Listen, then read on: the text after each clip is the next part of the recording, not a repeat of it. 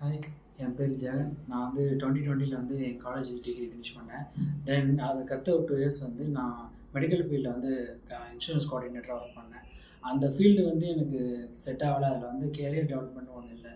அதுக்கப்புறம் வந்து இது மாதிரி கிராஃபிக் டிசைனிங்னு ஒரு ஃபீல்டு, அதை பற்றி ஒரு கோர்ஸ் இருக்குது. நான் வந்து என் ஃப்ரெண்டு மூலமாக தெரிஞ்சுக்கிட்டேன். அவரும் இதே இமேஜ் இன்ஸ்டியூட்டில் படித்து அதுக்கப்புறம் இங்கேருந்து ப்ளேஸ் ஆகி போன ஒருத்தர் தான். ஸோ வந்து என் ஃப்ரெண்டோட இன்ஸ்பயர்னால வந்து அவரோட கைடன்ஸ்னால நானும் இங்கே வந்து ஜாயின் பண்ணேன்.